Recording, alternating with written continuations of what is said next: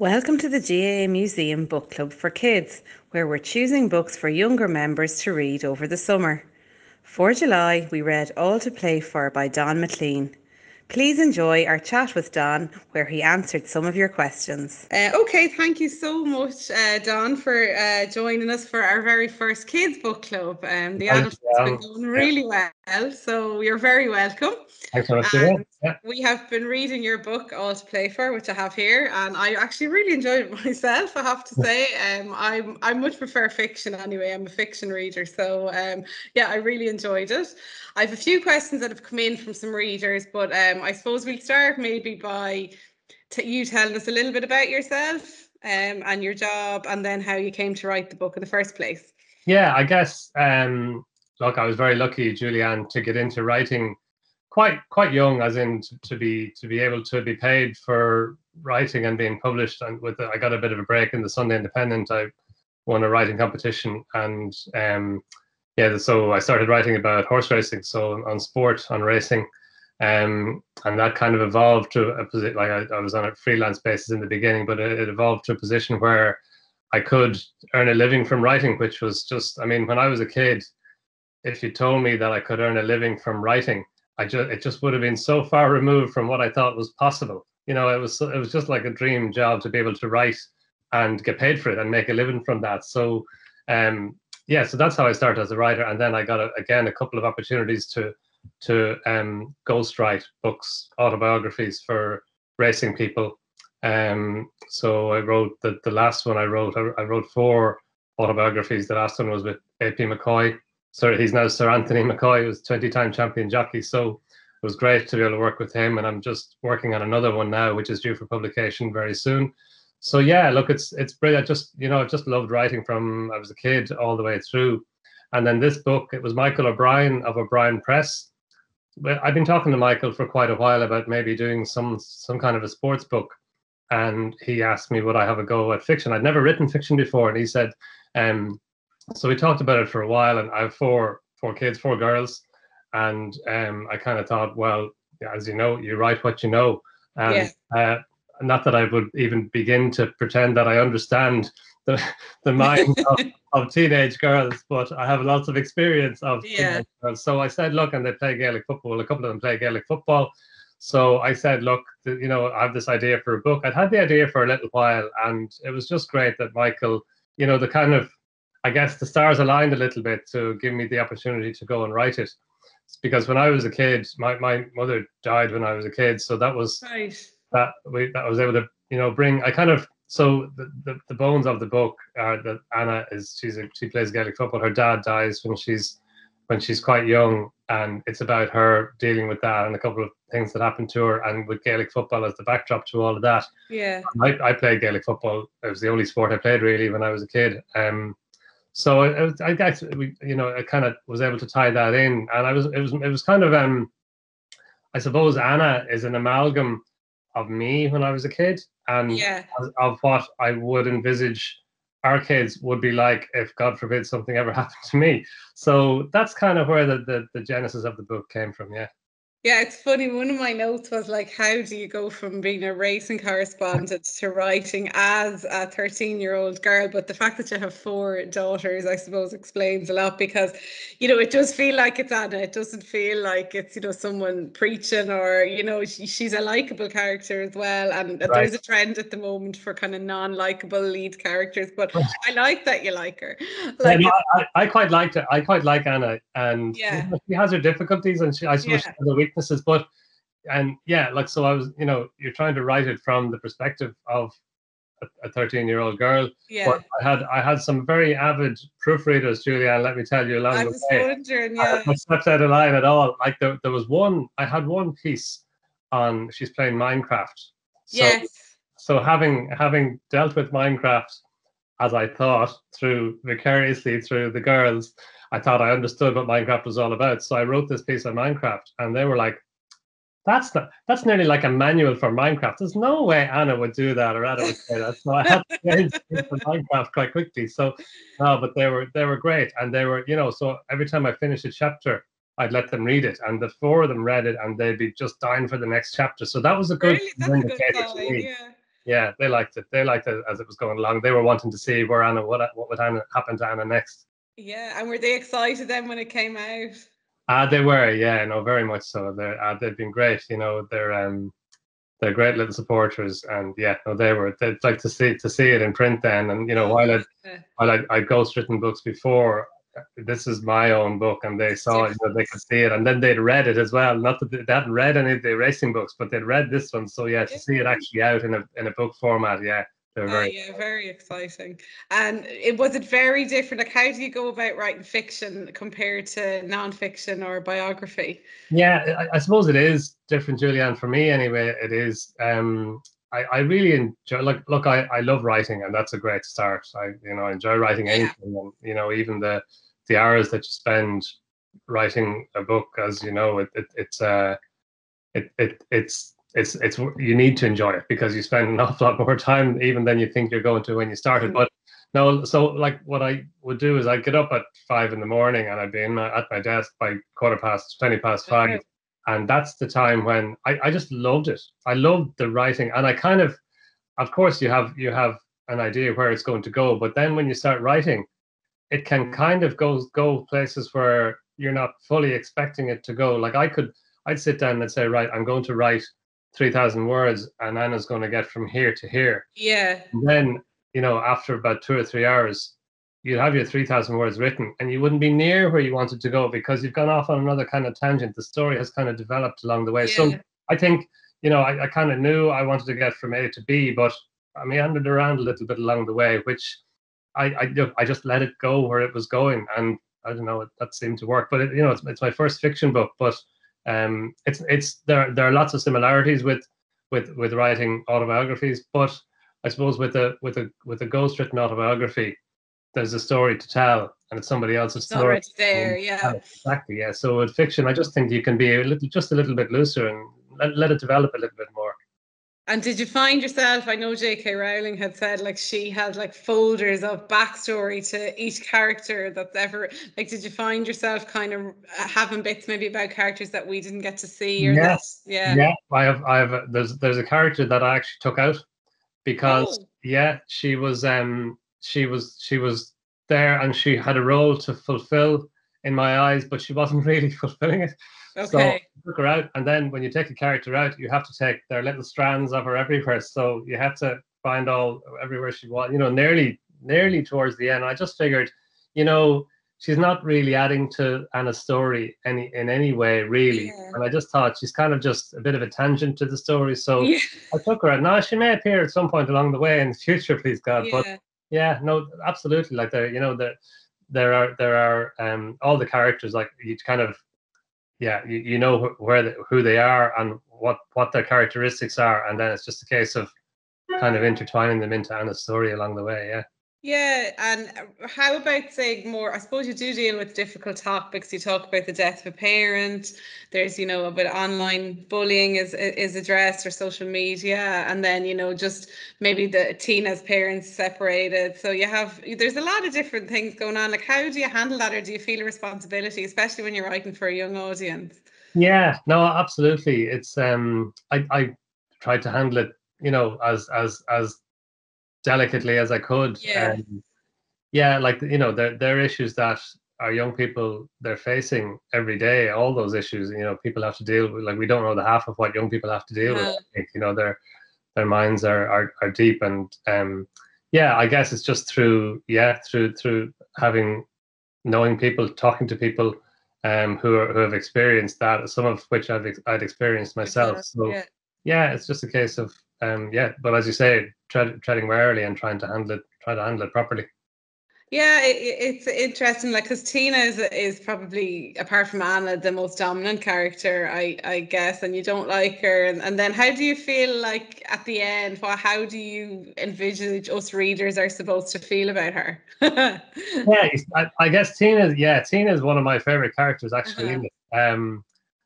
Because like you start off, I think, by not liking her. She's not a very likable character. She has a lot of characteristics that they're not nice characteristics in a person. But I guess as you get to know her more, you get to realize that there are reasons why maybe she's like this, and maybe it's not really completely her fault, and maybe, you know, what we see on the surface is just the outward manifestation of the inner turmoil that she's going through. And you know, maybe by the end, maybe people have a little bit more sympathy for Tina than they had in the beginning, and maybe they then understand her a little bit more and understand what's going on, and that there are reasons why maybe she acts as, you know, in the way that she acts.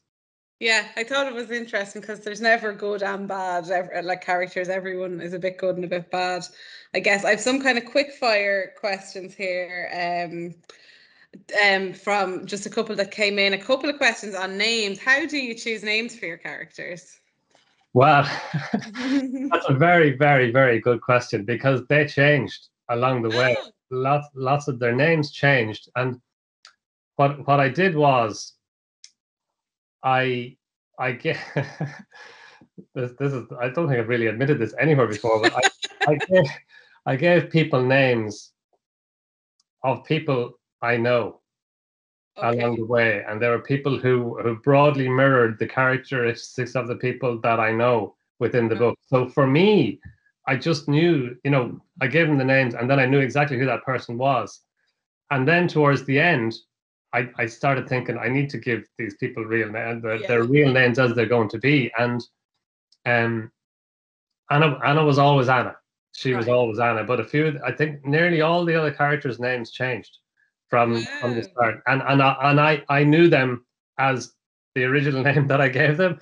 And then I had to get used to getting to know them as their new names as well. But yeah, and that's, you know,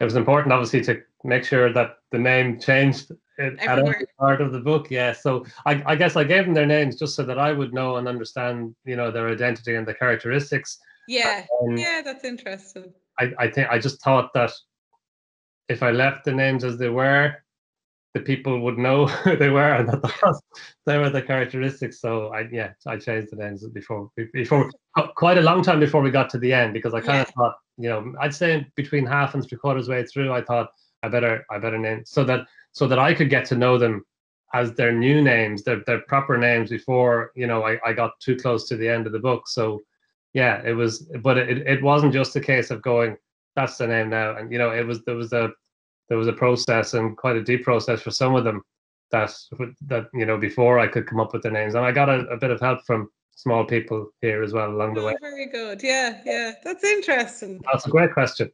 And then I suppose, and another question, there was a few similar kind of, how do you write? Like, is it different to write for kids than to write for adults, or different to write for young adults than to write for adults? Yeah, that's, again, another very good question. I think there's a bit of a kid in all of us, really. You know, I think we're all, like, I'm just an old kid, you know. Yeah. And I tried to write in Anna's voice, basically. Yeah. That's kind of, I guess, what it is. I tried to write in her voice, and I definitely didn't dumb it down, or I didn't, write as a you know, a like childlike language. I didn't do that. But look, you know, young people, they're very clever, and lots of young people are very well read, and they understand it. And I think it's no harm, if the kind of, if young people are maybe reading a little bit beyond, and that kind of maybe encourages them to expand the vocabulary, maybe. But I just tried to be a 13-year-old. Yeah, and I thought it particularly captured very well, because I even remember this myself as a 13-year-old girl, when Anna gets really annoyed with her mom, because her mom's kind of like showing off, as when Stephen comes to collect her. I thought that was great, and like, I know the way parents do that, or kind of talk for the child. Yeah, so sport, I guess you use it really as a tool for dealing with emotions, or it's nearly a friend to Anna. It plays a very important role in the book, and in her, I suppose, her survival, and like through the move and through the death of her dad. Was that something you thought about a lot? Yeah, no, absolutely. Like, it's a kind of a common thread, isn't it? It's a familiarity for her. And when I was a kid, we moved house. Now, we didn't move very far, but we moved. I had to transfer club as a result. Oh wow! Yeah, and I had to transfer club.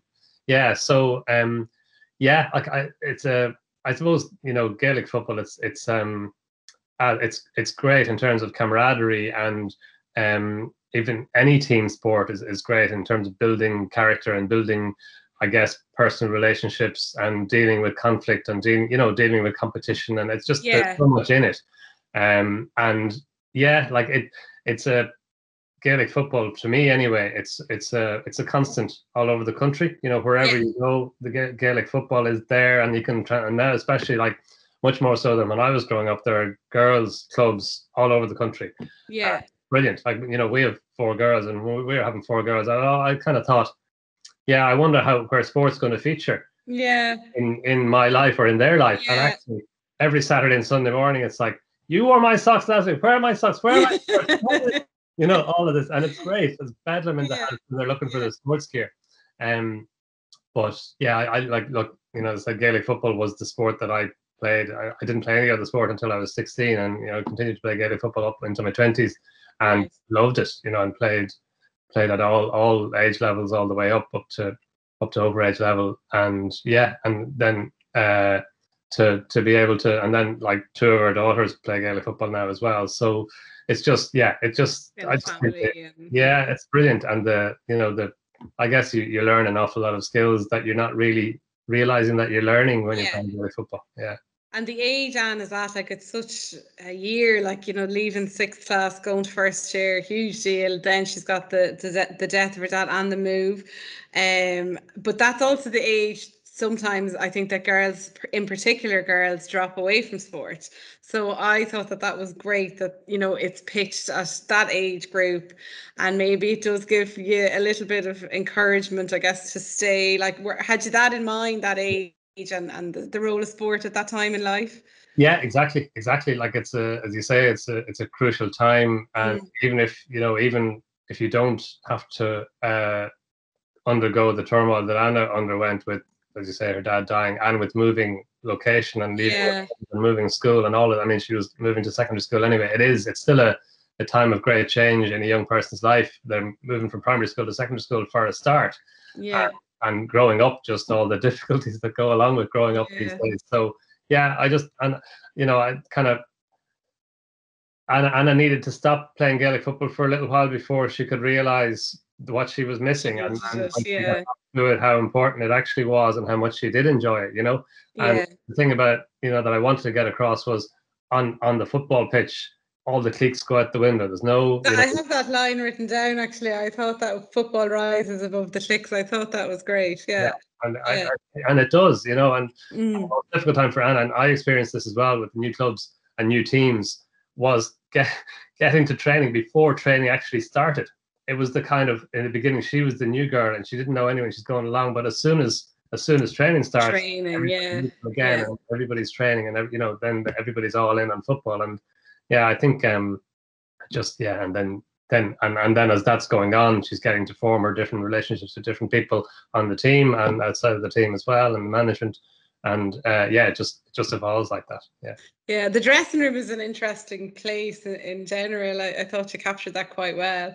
I haven't been in one now since I was one of those girls that did give up, kind of, so unfortunately. But I suppose I'm back in sort of a sporty place now.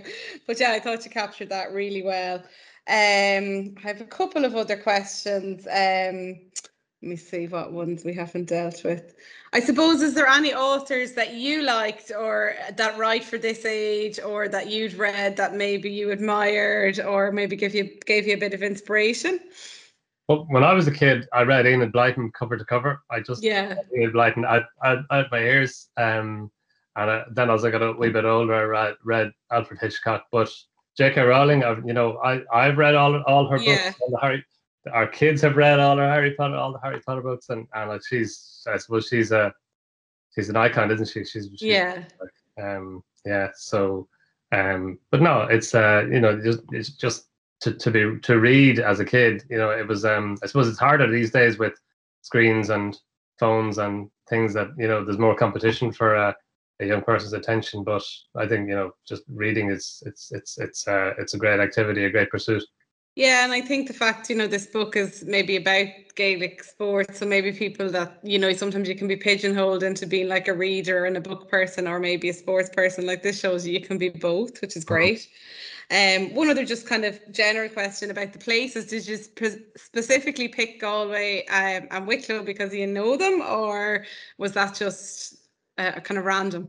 Yeah, no, it was random enough. Well, I live in Wicklow now, so I guess Right. maybe that's where that came from. But yeah, Galway, I've no affiliation with Galway. I'm originally from Louth myself, and my dad's from Donegal. So no, I've no affiliation with Galway. It was just kind of, I guess, I wanted the places to be a fair distance apart geographically, so that Yeah, it it's a really big was move.